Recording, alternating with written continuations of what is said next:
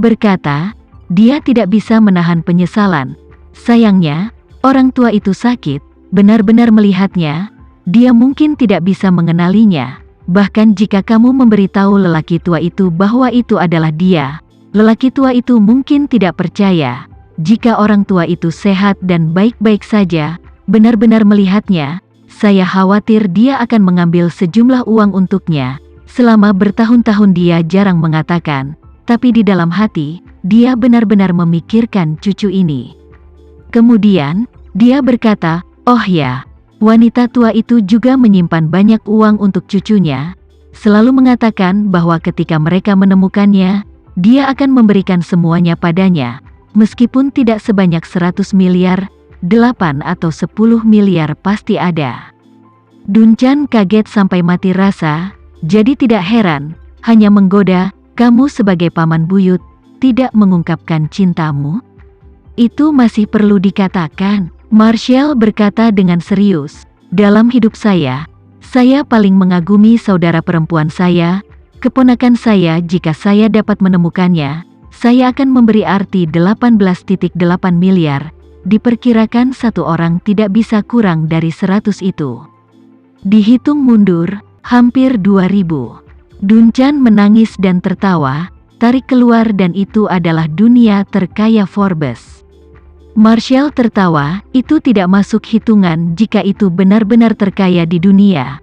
Itu sekarang peringkat pertama, bahkan 10 besar tidak bisa masuk. Omong-omong, Marshall tidak bisa menahan diri untuk tidak menghela nafas lagi. Mencela diri sendiri, hei, bagaimana kalau 200 miliar? Itu banyak, tetapi ketika itu penting, Anda bahkan tidak dapat membeli pil peremajaan.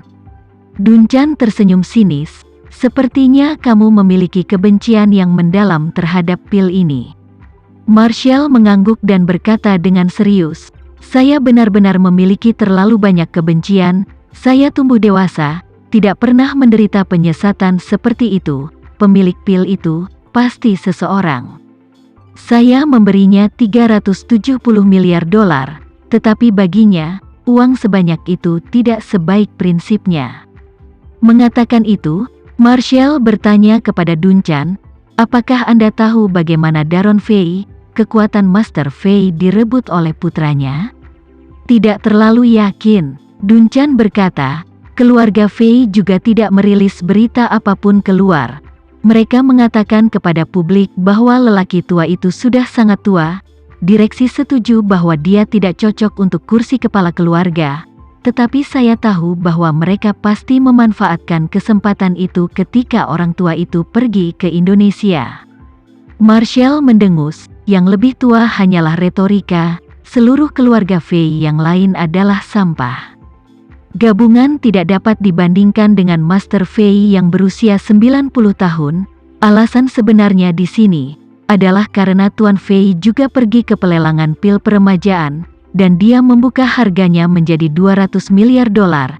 Awalnya setelah saya diusir, itu seharusnya menjadi kesuksesannya dalam pelelangan, tapi putranya, Darwin, mematahkan punggungnya, juga sama dengan mematahkan jalannya untuk hidup.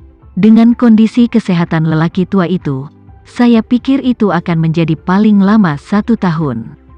Rumput, Dunchan mengutuk, ini terlalu kejam.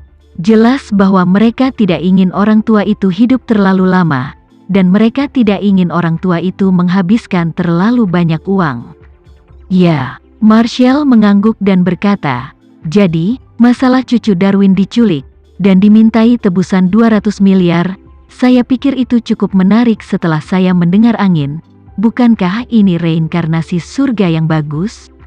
Pada saat yang sama, kepala pelayan keluarga Fei, serta beberapa orang yang dicintainya, kami segera mendekati keluarga internasional yang memiliki pesawat Concorde.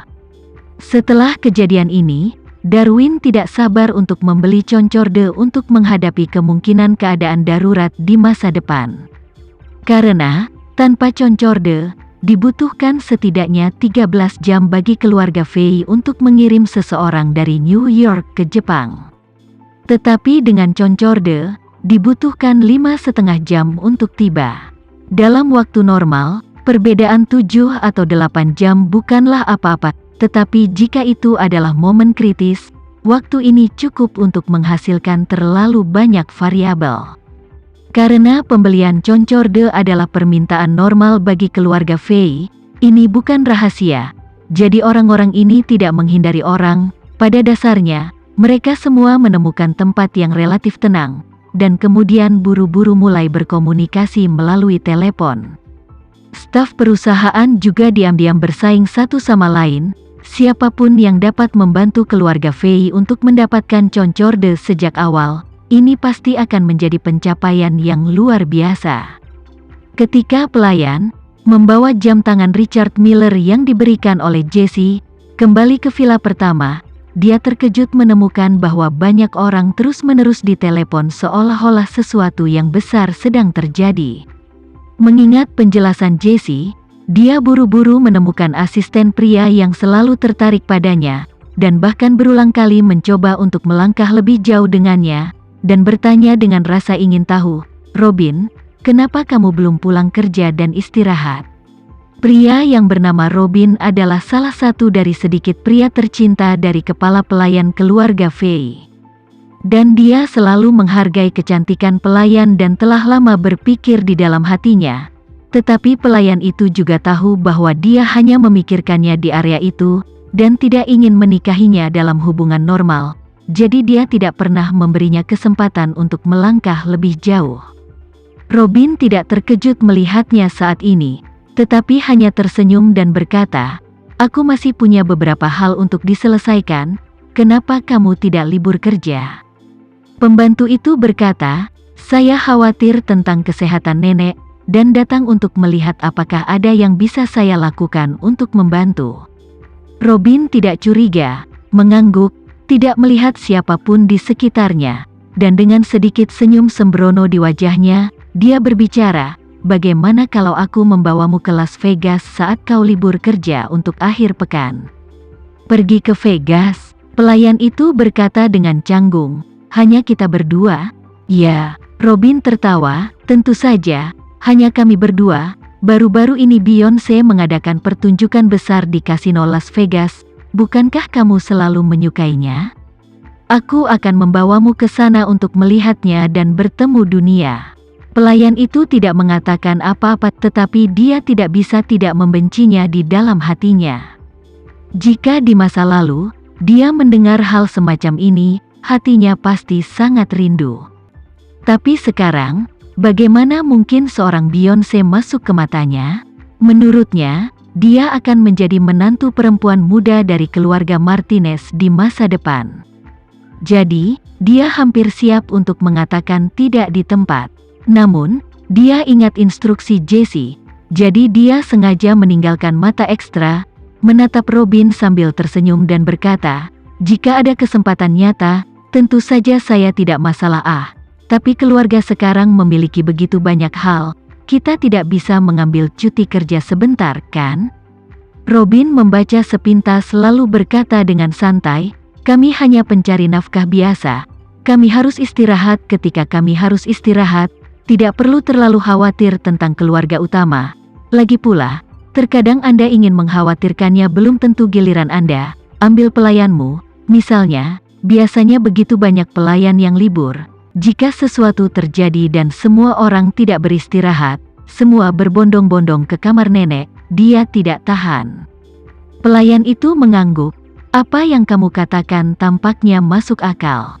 Robin berkata sambil tersenyum, "Begitulah adanya." Setelah mengatakan itu, dia merendahkan suaranya dan berkata kepada pelayan, "Saya sekarang berbicara tentang daftar besar. Tetapi juga 2 hari ini dapat dinegosiasikan, maka bonusnya pasti akan lebih sedikit, dan ketika saya mendapatkan bonus itu akan membawa Anda ke Las Vegas untuk menikmati beberapa hari."